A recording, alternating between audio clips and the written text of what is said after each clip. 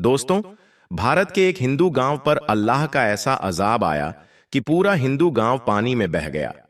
मकानात, इंसान, मवेशी सब पानी की नजर हो गए। मगर ऐसा क्यों हुआ?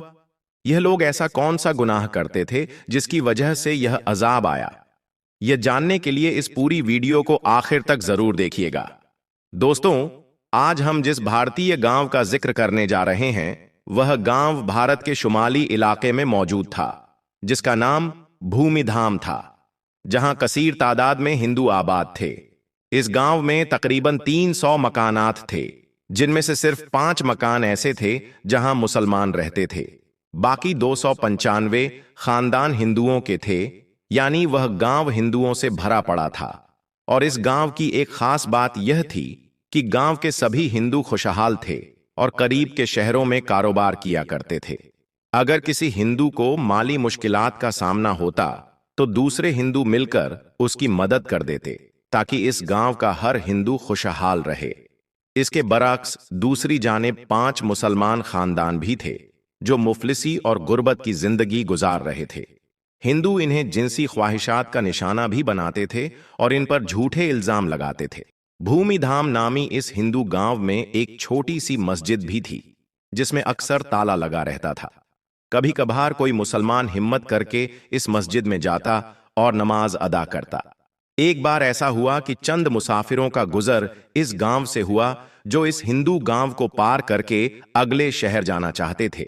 ये मुसाफिर न सिर्फ मुसलमान थे, बल्कि बहुत बड़े ताजिर भी थे। ये हर रोज अपना माल दूसरे शहरों में बेचने जाया करते थे। जिस रोज यह मुसाफिर भूमिधाम नामी इस गांव में पहुंचे, तो वह दिन जुमे का दिन था और नमाज का वक्त हो चुका था। वहां के मकामी हिंदुओं ने जब ताजिर को बड़े शान से मस्जिद की तरफ जाते हुए देखा, तो चौराहे में इकट्ठे हो गए। मुसाफिर ताजिर ने जब मस्जिद के दरवाजे पर ताला लगा देखा, तो बड़े हैरान हुए। खैर, उन्होंने मस्जिद के करीब पहुंचकर एक मुसलमान शख्स से चाबी ली और मस्जिद में दाखिल हो गए। उनमें से एक ने आवाजें बुलंद अजान दी, ताकि आसपास के मकामी मुसलमान भी नमाज अदा कर सकें। दोस्तों, जब मकामी मुसलमान मस्जिद में आ गए, तो मुसाफिर ताजिर में से एक शख्स ने सूरतें हाल भांपते हुए तकरीर शुरू कर दी। गांव के हिंदू मस्जिद के बाहर खड़े तकरीर सुन रहे थे। यही वजह थी कि तकरीर करने वाले ने हिंदुओं को अल्लाह के अजाब से डराया और हजरत लूत अलैहिस्सलाम की कौम का हाल बयान किया कि कैसे वह हम जिन्स परस्ती में मुब्तिला हुए और अल्लाह ने उन पर अजाब नाजिल किया। जबकि तकरीर करने वाले शख्स ने मुसलमानों पर जुल्म ढा वालों को बदतर अंजाम से भी आगाह कर दिया। जिसके बाद जुमे की नमाज अदा की गई और ताजिर अपनी मंजिल की तरफ चल दिए। दूसरे जानिब गांव के हिंदू, जिन्होंने यह तकरीर सुनी थी, बजाय इसके कि वह मुसलमानों से अच्छा सलूक करते, उनमें ऐसी खराबी पैदा हो गई कि जिसका किसी ने तसव्वुर भी ना किया था। भूमिधाम नामी इस गांव के तमाम हिंदू हम जिन्स परस्ती में मुब्तिला हो गए। गांव के पंडित ने मुसलमान ताजिर की तकरीर सुनी तो उसने यह कहना शुरू कर दिया कि मुसलमान झूठ बोलते हैं। मर्द का मर्द से जिनसी लुत्फ उठाना या औरत का औरत से जिनसी लुत्फ हासिल करना कोई बुराई नहीं है। साथ ही साथ पंडित ने गांव के हिंदुओं को भी यह दावत दी कि तमाम हिंदू भी इस घिनौने दावत को अपना लें। अगर मुसलमान सच्चे हैं तो हम भी देखते हैं कि कैसे हम पर अजाब आता है। इसके बाद पूरा हिंदू गांव पंडित की कही बात पर अमल करने लगा। भूमिधाम नामी गांव में रहने वाले हिंदू अपनी जिनसी ख्वाहिशात मर्दों से पूरी करने लगे और हिंदू औरतें भी लज्जत के लिए दूसरी औरतों का इस्तेमाल करने लगी। गांव में रहने वाले मुसलमानों ने जब यह देखा तो उन्हें समझाने लगे कि तुम ऐसा करके अल्लाह के अजाब को दावत दे रहे हो। मगर वह कहां मानने वाले थे। जब उनके जिनसी जरायम हद से ज्यादा बढ़ गए, तो 5 मुस्लिम घरानों ने इस गांव को छोड़ने का फैसला किया। जिस दिन मुसलमानों ने गांव छोड़ा, उससे अगली रात अल्लाह का कहर नाजिल हुआ और पूरा गांव सैलाब की लपेट में आ गया और तमाम हिंदू अपने मकानात और मवेशियों समेत पानी में बह गए, क्योंकि उन्होंने अल्लाह के कहर को दावत दी थी। दोस्तों, जब हजरत लूत अलैहिस्सलाम की कौम ने भी ऐसी ही नाफरमानी की, तो उन पर भी सख्त अजाब आया। हजरत जाबिर बिन अब्दुल्लाह रज़ियल्लाहु ताला अन्हु से रिवायत है कि प्यारे नबी हजरत मोहम्मद सल्लल्लाहु अलैहि वसल्लम ने इरशाद फरमाया कि सबसे ज्यादा अंदेशा मुझे अपनी उम्मत पर कौम लूत के फेल का है। हजरत अब्दुल्लाह बिन अब्बास रजी अल्लाहु ताला अन्हु से रिवायत है कि हजरत मोहम्मद मुस्तफ़ा सल्लल्लाहु अलैहि वसल्लम ने इरशाद फरमाया कि मलऊन है वह शख्स जिसने कौम लूत का फेल किया। नबी करीम सल्लल्लाहु अलैहि वसल्लम ने फरमाया कि अल्लाह रब्बुल आलमीन निगाह ना फरमाएगा उस शख्स की तरफ जिसने मर्द या औरत से इगलाम किया। जब कौम लूत ने बदफेली की और उस पर अड़े रहे तो अल्लाह रब्बुल आलमीन ने उनको बड़े अजाब से हलाक कर दिया। कौम लूत का किस्सा तफसील के साथ किताबों में मिल सकता है। मुख्तसर यह कि कौम लूत की बस्तियां निहायत जरखेज फलों और खेतों से भरपूर थी। जब उनके अंदर बदफेली ज्यादा बढ़ गई तो अल्लाह ने हजरत इब्राहिम अलैहिस्सलाम के भतीजे हजरत लूत अलैहिस्सलाम को इस कौम की तरफ नबी बनाकर भेजा। तो उन्होंने उस कौम को इस बुरे फेल से रोकने की कोशिश की और अल्लाह तबारक व ताला का तारुफ भी करवाया। मगर उस कौम की सरकशी इतनी बढ़ गई थी, वह कहने लगे कि अगर आप सच्चे हो तो तुम हम पर अल्लाह का अजाब ले आओ। उस वक्त हजरत लूत अलैहिस्सलाम ने दुआ की कि ऐ मेरे परवरदिगार, फसाद करने वाली इस कौम पर मेरी मदद फरमा। अल्लाह ताला ने दुआ कबूल की और इस कौम पर 3 अजाब मुसल्लत कर दिए गए। सूरह हजर की आयत नंबर 83 और 84 में जिक्र है कि बस सूरज निकलते निकलते उन्हें एक बड़े जोर की आवाज ने पकड़ लिया। बिलाखिर उन लोगों पर कंकर वाले पत्थर बरसाए गए। अल्लाह ने कौम लूत की बेहयाई की वजह से ऐसा अजाब दिया कि किसी उम्मत को भी वह अजाब नहीं दिया गया। इसलिए हदीस पाक में कलम है कि जिसको भी कौम लूत जैसा अमल करते पाओ तो फाइल और मफूल दोनों को कत्ल कर दो। एक रिवायत तो यह भी है कि जो शख्स चौपायों से बदफेली करे तो उसको और जानवर को दोनों को कत्ल कर दो। दोस्तों, मोहम्मद बिन मुफक्कीर रजी अल्लाहु ताला अन्हु से रिवायत है कि हजरत खालिद बिन वलीद रजी अल्लाहु ताला अन्हु ने खलीफाए अव्वल हजरत अबू बकर सिद्दीक रजी अल्लाहु ताला अन्हु को लिखा कि रब के तराब में बाज ऐसे लोग पाए जाते हैं जो औरतों की तरह मर्दों से निकाह करते हैं। तो हजरत अबू बकर सिद्दीक रजी अल्लाहु ताला अन्हु ने सहाबा को जमा किया, जिनमें मौला अली मुर्तजा भी शामिल थे, और फरमाया, इगलाम ऐसा गुनाह है जिसको कभी किसी ने नहीं किया सिवाय कौम लूत के, और अल्लाह ताला ने उसको ऐसी सजा दी, वो तो सभी को मालूम है। मेरी राय यह है कि ऐसे शख्स को आग में जला देना चाहिए। चुनांचे हजरत अब्बू बकर सिद्दीक रजी अल्लाहु ताला अन्हु ने खालिद बिन वलीद रजी अल्लाहु ताला अन्हु को लिखा कि उनको आग में जला दो। तो हजरत खालिद बिन वलीद ने उन सब लोगों को आग में जला दिया। और इमाम आजम हजरत अब्बू हनीफा रहमतुल्लाह के नजदीक भी ऐसा फेल करने वालों को आग में जला दिया जाए, या उन पर दीवार गिरा दें, या ऐसी ही कोई और सजा जो हाकिम बादशाह या जज तजवीज करें। लिहाजा ऐसे अमल से जिस कदर हो सके सख्ती से बचना चाहिए, क्योंकि यह अमल अल्लाह की नाराजगी का सबब बनता है। दोस्तों, आखिर में अल्लाह ताला से दुआ है कि अल्लाह अपने फजल से ऐसे तमाम अफाल जो अल्लाह के नाराजगी का सबब हैं, उनसे हमारी पूरी पूरी हिफाजत फरमाए। आमीन सुम्मा आमीन। दोस्तों, अब हम आपको बताने वाले हैं कि पानी का सैलाब जब एक गांव की मस्जिद में दाखिल हुआ तो उस वक्त अल्लाह ताला का ऐसा क्या मौजा हुआ कि जिसे देखकर गैर मुस्लिम लोग भी अल्लाहू अकबर का नारा लगाने लगे। दोस्तों, जैसा कि आप सभी को मालूम है कि इस वक्त हिंदुस्तान के बहुत से इलाकों में पानी भर गया है। जगह जगह पर बाढ़ आ रही है, जिससे लोगों की जान माल का काफी नुकसान हो रहा है। कुछ जगहों पर तो इस पानी की वजह से इतने ज्यादा हालत खराब हो गए हैं कि जिनको देखकर लोगों की आंखों में आंसू आ रहे हैं। आज हम आपको बताने वाले हैं कि पानी का यह सैलाब जब एक गांव की मस्जिद में दाखिल हुआ तो उस वक्त अल्लाह ताला का ऐसा क्या मौजिजा हुआ कि जिसे देखकर गैर मुस्लिम लोग भी अल्लाहू अकबर का नारा लगाने लगे। और यही नहीं, इस पूरे वाक्य को सुनकर आप भी हैरान रह जाओगे। इसलिए आज का यह वीडियो आप सभी के लिए बहुत ही खास है। आप इसको आखिर तक जरूर देखिए। और सबसे पहले, अगर आपको अल्लाह ताला पर पूरा भरोसा है तो आप इस वीडियो को दिल से एक लाइक जरूर कर दें और मेहरबानी करके इस वीडियो को शेयर भी कर दें। दोस्तों, इस गांव में गैर मुस्लिम और मुसलमान दोनों साथ साथ रहते थे। ये गांव अपने अमन चैन और अपने भाईचारे की मिसाल के तौर पर जाना जाता था। यहां पर लोग एक दूसरे के सुख दुख में बराबर के शरीक होते थे। इस गांव में अगर कभी किसी के घर में कोई खुशी होती तो दोनों धर्म के लोग मिलकर खुशियां मनाते थे। और अगर कभी किसी के घर में कोई दुख या मुसीबत आ जाती, कोई गम आ जाता, तो दोनों धर्म के लोग एक दूसरे के दुख में शामिल होते थे। इस गांव की एक खास बात यह थी कि यह पूरा का पूरा गांव बहुत खुशहाल था। यानी कि यह गांव कुदरती खूबसूरती और हरियाली से भरा हुआ था। अल्लाह ताला ने इनको तरह तरह की नियमतों से नवाज रखा था। इस गांव के ज्यादातर लोग करीब के शहरों में अपना कारोबार करते थे, लेकिन अब इस गांव में एक मसला यह बन गया कि जो सबके लिए परेशानी का बाइस बना हुआ था। और वो ये था कि इस गांव में पिछले 1 साल से बारिश नहीं हो रही थी, जिसकी वजह से गांव का हर आदमी परेशान नजर आने लगा था। क्योंकि इससे पहले लोग अपने खेतों में फसलें उगाया करते थे, जिससे हर तरफ हरियाली ही हरियाली का मंजर होता था। लेकिन अब बारिश ना होने की वजह से इनकी फसलें सूख चुकी थीं और ना ही दरख्तों में पहले जैसी रौनक बाकी रही थी। इस परेशानी के आलम में एक तरफ गैर मुस्लिम लोग ये समझने लगे थे कि शायद उनका भगवान उनसे नाराज हो चुका है, इस वजह से हमारे गांव में बारिश नहीं हो रही है। इसलिए गैर मुस्लिम लोग मंदिर में या अपने गिरजाघरों में जाकर अपने भगवान की पूजा करने लगे और हाथ जोड़कर अपने भगवान से बारिश बरसाने की प्रार्थना करने लगे। लेकिन बारिश का कोई भी नामो निशान नहीं था। और दूसरी तरफ मुसलमान भी ये सोचने लगे थे कि शायद अल्लाह ताला उनसे नाराज हो चुका है, इस वजह से बारिश नहीं हो रही है।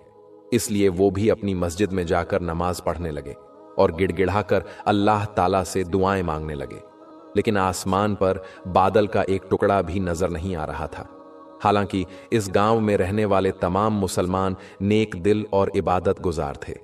उन्हीं में से एक बुजुर्ग मौलवी साहब भी थे, जो अपनी नेकी और इबादतों की वजह से पूरे गांव में मशहूर थे। मौलवी साहब सिर्फ 5 वक्त की नमाज ही नहीं पढ़ते थे, बल्कि वो रात को उठकर तहज्जुद की नमाज भी अदा किया करते थे। और यही नहीं, मौलवी साहब हर वक्त अल्लाह का जिक्र करते और गांव के दूसरे लोगों को भी नेकी की तरफ माइल करते। ऐसा था इस पूरे गांव का माहौल। लेकिन इस वक्त बारिश ना होने की वजह से इस गांव के लोग बहुत परेशान हो चुके थे। इसलिए इस परेशानी के आलम में गैर मुस्लिम लोग अपने ईश्वर से प्रार्थना कर रहे थे, जबकि मुसलमान अपने अल्लाह से मदद की दुआएं मांग रहे थे। लेकिन दूर दूर तक बारिश की कोई भी उम्मीद नजर नहीं आ रही थी। दोस्तों, इस तरह से अब तक वक्त गुजरता जा रहा था। अप्रैल और मई की शदीद गर्मी का मौसम आ चुका था। दूसरी तरफ पूरे गांव में हर तरफ सूखा पड़ा हुआ था। इस वजह से दरख्तों के पत्ते भी झड़ चुके थे। शदीद गर्मी की वजह से जमीन तप रही थी। और यही नहीं, बारिश ना होने की वजह से इस गांव में पानी की भी शदीद कमी आ चुकी थी। लोग अपने जानवरों को पानी पिलाने के लिए मीलों दूर चलकर जाते थे, लेकिन वहां पर भी उन्हें मायूसी का सामना ही करना पड़ा था। एक दिन मौलवी साहब, जो हमेशा की तरह यानी कि अपने मामूल के मुताबिक गांव की गलियों से गुजर रहे थे, उन्होंने देखा कि शदीद गर्मी की वजह से गांव गांव के लोग बेहाल हो चुके हैं। इसके साथ ही उस वक्त सूरज की तपिश भी इतनी ज्यादा थी कि मौलवी साहब को ऐसा लगा जैसे कि वो इस शदीद गर्मी में पिघल जाएंगे। फिर जैसे ही मौलवी साहब आखिरी गली तक पहुंचे, तो उनके दिल में शदीद परेशानी और बेचैनी ने जन्म ले लिया था। इसलिए फिर परेशानी के आलम में उनकी जबान से बेख्तियार अल्फाज निकल गए कि या अल्लाह, हमारे गांव में इतनी बारिश बरसा कि पानी हमारे सीनों तक पहुंच जाए। प्यारे दोस्तों, मौलवी साहब ने यह बात बगैर सोचे समझे ऐसे ही कह दी थी। यानी कि इस परेशानी में उनके मुंह से इस तरह की दुआ ऐसे ही निकल गई थी। उनका मकसद सिर्फ इतना ही था कि किसी भी तरह से इस सख्त गर्मी से निजात मिल जाए और गांव में बरसात हो जाए। अब जिस गली से मौलवी साहब गुजर रहे थे, उसी गली के किनारे पर एक फकीर बैठा हुआ था, जिसने मौलवी साहब की बातों को सुन लिया था। यह सुनकर वो फकीर बाबा मौलवी साहब से कहने लगे कि आप ऐसी दुआ अल्लाह से ना करें, क्योंकि हमारे गांव में ज्यादातर घर छोटे और कच्चे हैं। अगर इतनी ज्यादा बारिश हमारे गांव में हो गई तो फिर हम कहां पर जाएंगे? हमारे मकान ढह जाएंगे। अब मौलवी साहब, जो कि गर्मी से तंग आए हुए थे, वो फकीर की इन बातों को सुनकर कुछ नाराज हो गए और कहने लगे कि ऐ फकीर बाबा, तुम कुछ ना कहो। एक तो यहां पर बारिश नहीं हो रही है और ऊपर से तुम्हें अपने घर की फिक्र लगी हुई है। इतना कहकर फिर मौलवी साहब उन्हीं कदमों से मस्जिद की तरफ चल पड़े। अब उनके जहन में बस यही बात थी कि कैसे भी हो बारिश हो जाए और इस गर्मी से राहत मिल जाए। मौलवी साहब को इस वक्त इस बात का बिल्कुल भी अंदाजा नहीं था कि अगर उनकी दुआ की कबूलियत हो गई तो फिर यहां पर इतनी जबरदस्त और खतरनाक बारिश हो सकती है कि फिर हमें संभलने तक का मौका भी नहीं मिलेगा। खैर, इसके बाद मौलवी साहब जैसे तैसे करके मस्जिद तक पहुंचे तो वो निढाल हो गए थे। उन्होंने मस्जिद में दाखिल होते ही अपनी नजरें आसमान की तरफ उठाई। उन्होंने देखा कि आसमान पर अचानक से घने और काले बादल छाने लगे थे। ये देखकर मौलवी साहब की आंखों में खुशी की चमक आ गई थी। उन्होंने फौरन ही अल्लाह ताला का शुक्र अदा किया और फिर गांव वालों को खुशखबरी देने के लिए मस्जिद में मौजूद लोगों के पास गए और जाकर उनसे कहने लगे कि आज हमारे गांव में जरूर बारिश होगी। अब गांव के लोग जो पहले ही बारिश के लिए तरस रहे थे, वो उन बादलों को देखकर बेहद खुश हो गए। इसलिए फिर गांव के सब लोग अपने अपने घरों में तैयारी करने लगे और नमाज पढ़ने के लिए मस्जिद में जमा होने लगे। इसके बाद मौलवी साहब ने मस्जिद में जमात के साथ नमाज पढ़ाना शुरू कर दिया। फिर जैसे ही मौलवी साहब ने अल्लाहू अकबर कहा और नमाज पढ़ना शुरू किया तो बाहर से बादलों की गर्ज और बिजली की कड़कने की आवाज सुनाई देने लगी। आसमान पर खतरनाक से बादल छा चुके थे और फिर देखते ही देखते बारिश शुरू हो गई। लेकिन ये कोई मामूली बारिश नहीं थी। काले काले बादलों ने अचानक ही पूरे आसमान को ढांप लिया था। फिर इतनी तेज बारिश शुरू हो गई कि चंद ही लम्हों में गांव की सारी गलियां और सारे मैदान पानी से भर गए। पानी का बहाव इतना ज्यादा तेज था कि नदी नाले भी उसके सामने बेबस हो गए। अब मस्जिद के अंदर नमाजियों ने जब तेज बारिश को महसूस किया तो उनके दिलों में खौफ पैदा होने लगा था। लेकिन उन सब नमाजियों के ईमान की मजबूती ऐसी थी कि किसी ने भी अपनी नमाज नहीं छोड़ी। वो वैसे ही अल्लाह की इबादत में मशरूफ रहे और इधर मौलवी साहब भी इमामत करते हुए उनको नमाज पढ़ाते रहे। फिर बारिश इतनी ज्यादा तेज हो गई कि मस्जिद के अंदर भी पानी दाखिल होने लगा और देखते ही देखते पूरी मस्जिद में लबालब पानी भर गया। यहां तक कि पानी नमाजियों के सीनों तक पहुंच गया। दोस्तों, अब हर तरफ पानी ही पानी भर चुका था। यहां तक कि गांव का हर कोना पानी में डूब चुका था। गांव वाले अभी कुछ देर पहले जो बादलों की आमद पर खुशी मना रहे थे, अब वो सब खौफजदा हो गए थे। लेकिन इधर मस्जिद में मौलवी साहब और उनके साथियों ने पानी के बहाव में भी अपनी नमाज को जारी रखा, क्योंकि उनके दिलों में अल्लाह पर मुकम्मल भरोसा था। इसलिए उन्होंने पूरे ईमान के साथ अपनी इबादत को जारी रखा। अब दोस्तों, धीरे धीरे पानी बढ़ता ही जा रहा था, यहां तक कि पानी नमाजियों के सीनों तक आ गया। लेकिन तमाम नमाजी अल्लाह की मोहब्बत और उसकी रजा के लिए वैसे ही मस्जिद में नमाज अदा करते रहे। और फिर इस तरह से मौलवी साहब और सारे नमाजियों ने अपनी नमाज मुकम्मल की और मस्जिद से बाहर आकर देखा तो वो सब के सब हैरान रह गए, क्योंकि उन्होंने देखा कि उनका गांव मुकम्मल तौर पर पानी में डूब चुका है।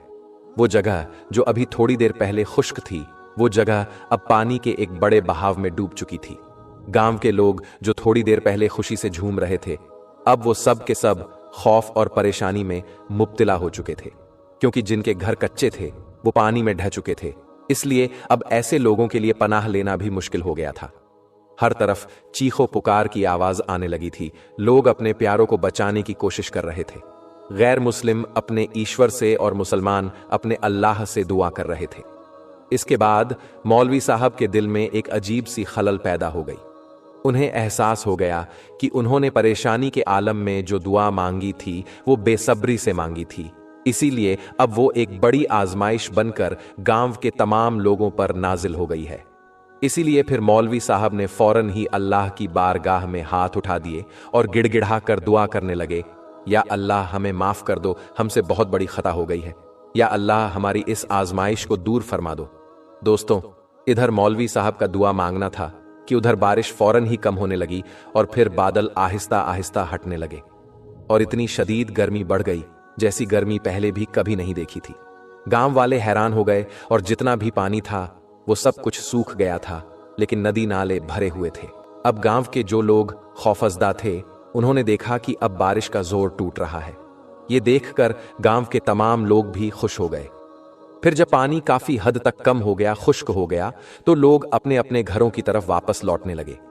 तो मौलवी साहब ने फिर गांव के लोगों को एक जगह पर इकट्ठा किया और फिर उन्होंने गांव के लोगों को अपनी मांगी गई दुआ के बारे में बताया और कहा कि देखो, अल्लाह की जात बहुत बड़ी मेहरबान है, अल्लाह बहुत बड़ा रहीम व करीम है, लेकिन हमें अल्लाह की हिकमत को समझना बहुत जरूरी है।